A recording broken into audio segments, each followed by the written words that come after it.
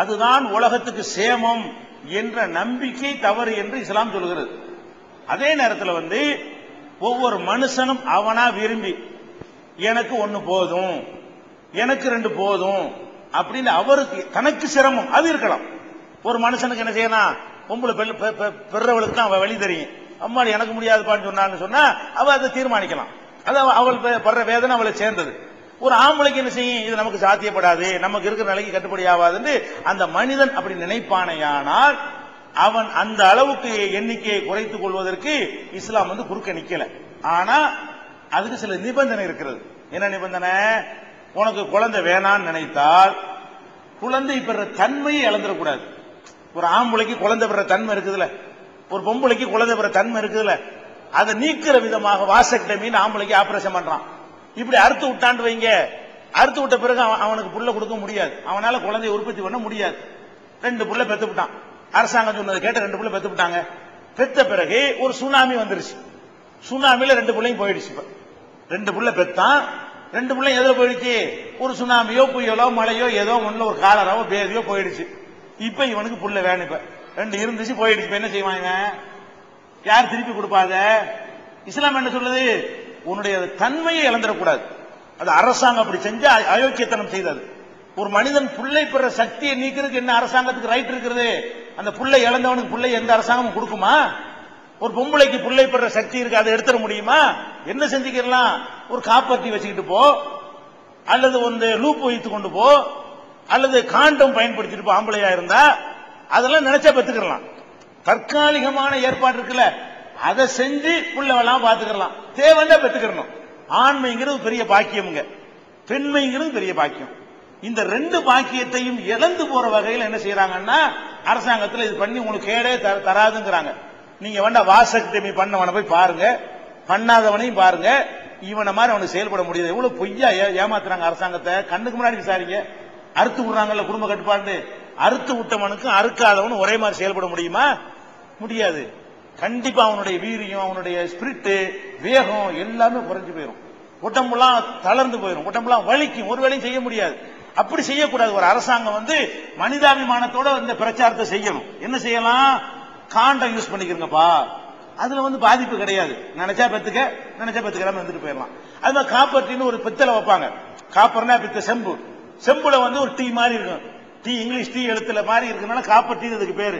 அந்த copper tea மாதிரி வடிவத்தில் கர்ப்பப்பையில வச்சுட்டாங்கன்னு சொன்னா, கர்ப்பப்பையை பொறுத்த வரைக்கும் வேற ஒரு பொருள் உள்ள இருந்தா கர்வை ஏத்துக்கிறாரு. அந்த தத்துவத்தின்படி அதை செய்யறாங்களா, ஓகே, அதை எடுத்து போட்டா சரியா வந்துடும், அப்படி செய்யலாமே தவிர பெண்களுக்கு அந்த சினை முட்டை உற்பத்தி ஆகக்கூடிய தன்மையை அழிச்சு ஆம்பளைக்கு உயிரணு உற்பத்தி ஆகக்கூடிய தன்மை அழிச்சார்களே, ஆனால் அந்த புள்ளை இறந்துட்டா திருப்பி கொடுப்பாங்களா? புள்ள பெத்துக்கணுமா இல்லையா? அதுக்கு இஸ்லாம் தடுக்குதான? தடுக்கல. எது தடுக்கல? தற்காலிகமாக குறைத்துக் கொள்வது, நிரந்தரமாக நீக்கிக் கொள்ளக்கூடாது. இது முஸ்லீம் கிட்ட இஸ்லாம் சொல்லல, எல்லாருக்கும் சொல்லுது. நிரந்தரமா நீங்க யாரோ சொல்ற கேட்டு அழிச்சிட்டீங்கன்னா எவனும் உங்களுக்கு திருப்பி தர முடியாது. காசா பணமா திருப்பி தர்றதுக்கு புள்ள பெற சக்தி எவன் திருப்பி தருவான்? அந்த சக்தியை நீங்கள் ஆம்பளை இழந்துடாதீங்க, பொம்பளை இழந்துடாதீங்க, வேணாம்னா கண்ட்ரோல் பண்ணிக்கிறங்க உங்க அளவுல. அது போக என்ன செய்யறாங்கன்னா முஸ்லீம்கள் இன்னொரு விஷயம் இருக்கு, அவர் கேட்கல, அவங்க வாட்டு பிள்ளை வதவதன்னு பெத்து தள்ளிட்டு இருக்காங்க, அப்படி எல்லாம் நினைச்சிட்டு இருக்காங்க. அதெல்லாம் கிடையாது. முஸ்லீம்லையும் நீங்க சொல்ற மாதிரி தான் இருக்கு, ரொம்ப விழிப்பா தான் இருக்கிறாங்க. 2 1 தான் எல்லாத்தையும் வச்சிட்டு இருக்காங்களே தவிர அது தவறான ஒரு பிரச்சாரமா இருக்கிறது. அவங்கவுங்க குடும்பத்துக்காரங்க அவங்க தீர்மானிக்கலாம், ஒரு அரசாங்கம் இதை தீர்மானிக்க கூடாது. எனக்கு 2 போதுங்கிறானா நிறுத்திக்கிட்டு போனா, 4 வேணுங்கிறானா, ஏன் நானும் என் பொண்டாட்டி ஒத்த கருத்துல இருக்கோம் செஞ்சுட்டு போறோம். இதுல மத்தவங்களுக்கு என்ன இருக்கு? நாங்க வந்து சோறு போட போறோம், நம்ம வீட்டு பிள்ளைக்கு அரசாங்கமா சோறு போட போகுது, இதான் மேட்ருங்க. இந்த விஷயத்தை விளங்கிட்டோம்னு சொன்னா இந்த குடும்ப கட்டுப்பாடு நல்லதுன்னு யாரும் சொல்ல மாட்டாங்க.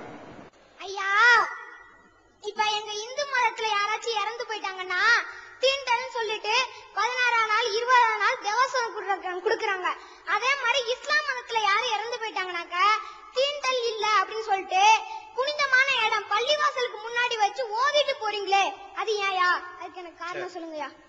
இந்து மதத்துல இறந்துட்டாங்கன்னு சொன்னா அவங்கள இந்து மதத்துல எல்லா டைம் இல்ல, ஒரு கணிசமான பேர் இருக்கு எரிக்கிறது, தீயில வச்சு எரிச்சு இந்த 20 நாள் சடங்குலாம் செய்யறாங்க. நீங்க முஸ்லீம்ல என்ன பண்றீங்கன்னா, ஒரு மனுஷன் இறந்துட்டான்னு சொன்னா புனிதமான பள்ளிவாசல்ல கொண்டே வச்சு பாத்தியா வீட்டு கொண்டே அடக்குறீங்களே, அது ஏன்னு இப்படி கேட்கிறாங்க. அதாவது ஒரு மனிதன் இறந்த பிறகு அவன் தீட்டாயிட்டான், அவன் ரொம்ப பார்த்தாலே அப்படின்னு நினைக்கிறாங்க. மனிதன் இறந்த பிறகு அவனை பார்த்தா தீட்டு, அவனை தொட்டா தீட்டு, அங்க போயிட்டு வந்தா போய் குளிக்கணும் என்கிற மாதிரியான ஒரு நம்பிக்கை மக்கள்கிட்ட விதைக்கப்பட்டதுனாலதான் இந்த கேள்வியை கேட்கறாங்க. ஆனா இதுல அப்படி பார்க்க கூடாது. எப்படி பார்க்கணும்? அவன் ஒரு மனிதன். உயிரோட உள்ளவன் எப்படி மலை ஜலத்தை வச்சுக்கிட்டு இருக்கிறோமோ அந்த மாதிரி இறந்தவன் உள்ளக்கையும் என்ன இருக்கு, மலை ஜலம் இருக்கிறது. அவன் உயிரோட உள்ளவன்ட்ட கெட்ட எண்ணம், பொறாமை, கோடு அதெல்லாம் இருந்துச்சு. செத்தவன்ட்டு அது கூட இல்ல, பாடி மட்டும்தான் இருக்கிறது, கெட்டது ஒண்ணுமே இல்லை. அந்த மாதிரி இருக்கும்போது மனிதன் இறந்துட்டாங்க போது என்னை வளர்த்து ஆளாக்கி எனக்கு படிப்பு தந்து எனக்கு எல்லா விதமான கட்டத்தை தகப்பனாக இறந்துட்டான்னு வைங்க, அவரை நான் கண்ணியப்படுத்தணுமா தூக்கி கொண்டு எரியணுமா?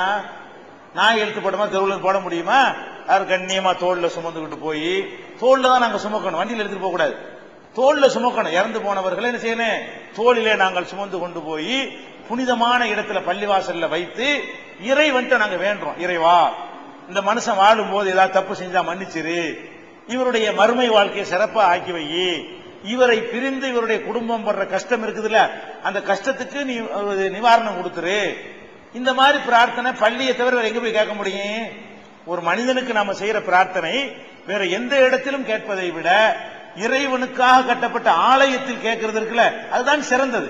அதனால எங்க மார்க்கத்தில் எங்களுக்கு என்ன சொல்லப்படுதுன்னா, ஒருத்தன் இறந்து போனதுனால அவன் அசுத்தமாக மாட்டான், பாடியா போனதுனால அவனை தொட்டா தீட்டாகாது அப்படி நம்ம மனுஷன், அவனு மனுஷன். நம்ம தகப்பன்கிற நிலையில வச்சு பாருங்க, நம்ம தங்கச்சிங்கிற நிலையில வச்சு பாருங்க, நம்ம அண்ணங்கிற நிலையில வச்சு பாருங்க, அப்படி ஒரு மரியாதையை நம்ம பாடியை நினைக்கணும். அதனால நபிகள் நாயகம் என்ன பண்ணாங்கன்னா, எந்த அளவுக்கு பண்ணாங்கன்னா, ஒரு மனுஷனுக்காக ஒரு மனுஷன் எழுந்து நிக்க கூடாது. எங்க மார்க்கத்தில் ஒரு பெரிய தலைவர் வர்றாரு, நீங்க உட்கார்ந்து இருக்கிறீங்க, யாரும் எந்திரிக்க கூடாதுங்க. எந்திரிக்கிறது அவரை கடவுள் நிலைக்கு ஒசத்துற மாதிரி வரும். நபிகள் நாயகம் உத்தரவு போட்டிருந்தாங்க, நான் ஒரு சபைக்கு வந்தால் உட்கார்ந்து இருக்கிற யாரும் எனக்காக எழுந்திருக்க கூடாது. வரவேற்பதற்கு எழுந்திருக்கலாம், அது ரெண்டு பக்கமா இருக்கணும். நான் வந்தா நீங்க எந்திரிக்கணும், நீ வந்தா நான் எந்திரிக்கணும். உங்க வீட்டுக்கு நான் வந்தா வாங்கன்னு கூப்பிடுறது ஏன் வீட்டு, அது பரஸ்பரம் இரு தரப்புலையும் இருந்தால் எந்திரிக்கலாமே தவிர ஒரு ஆள் எந்திரிக்கிறவராகவும் ஒரு ஆள் உட்கார்ந்து இருக்கிறவராகவும் அது கூடாது இஸ்லாத்துல. அப்படி சொன்ன நபிகள் நாயகம் என்ன செஞ்சாங்கன்னா, பள்ளிவாசல்ல உட்கார்ந்து இருக்கிறாங்க, ஒரு இறந்தவருடைய உடல் வருது, யூத மதத்தை சேர்ந்தவர், முஸ்லீம் அல்ல அவர், யூத மதத்துக்காரருடைய உடல் பாடி கொண்டு வர்றாங்க. அந்த பாடியை கண்டவன் நபிகள் நாயகம் எந்திரிச்சு நிக்கிறாங்க. உடல் தான் வருது, உசுரோட இருந்தா எந்திரிக்க கூடாதுன்னு சொன்னாங்க. உசுரோட இருக்கிறவனுக்கு எழுந்திருக்க கூடாதுன்னு சொன்ன நபிகள் நாயகம் செத்தவருக்காக என்ன செய்யறாங்க, எழுந்து நிக்கிறாங்க.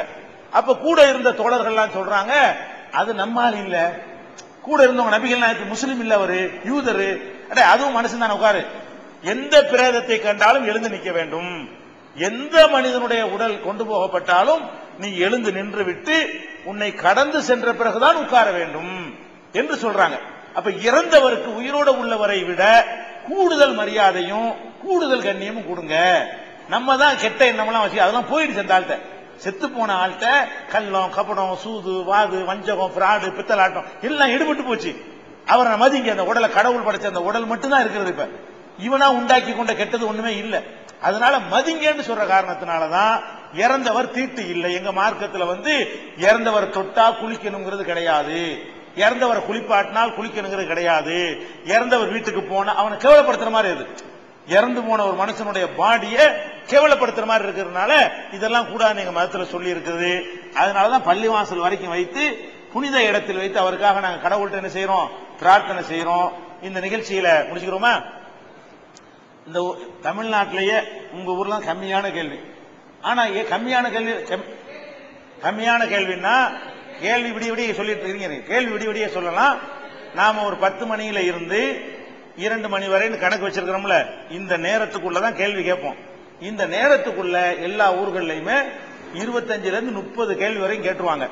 உங்க ஊர்ல கம்மிக்கு காரணம் என்னன்னு கேட்டா, நல்ல அழுத்தமா ஆழமான கேள்விகளை கேட்டு பதில் பெருசா போச்சு.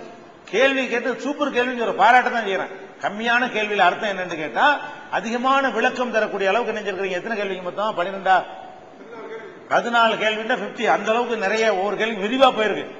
விரிவா போனது காரணம் என்னன்னு கேட்டா, அந்த ஊர் மக்கள் நல்ல தெளிவான முறையில கேள்வி கேட்டிருக்கிறீங்க. இருந்தாலும் இந்த கேள்விக்கு எங்களுடைய அழைப்பை ஏற்று நீங்க வந்திருக்கிறீங்க. வந்ததில் உங்களுக்கு வசதி குறைவுகள்லாம் இருக்கலாம், அசௌகரியங்கள் இருக்கலாம், எங்களுடைய பேச்சுக்கள் ஏதாவது மனம் வருந்தக்கூடிய வார்த்தைகள் இருக்கலாம். அது மாதிரி இருக்குமேயானால் இறைவனுக்காக நீங்கள் பொறுத்துக் கொள்ளும்படி கேட்டுக்கொண்டு இந்த வாய்ப்புக்கு நன்றி கூறி நிறைவு செய்கிறேன். அஸ்ஸலாமு அலைக்கும்.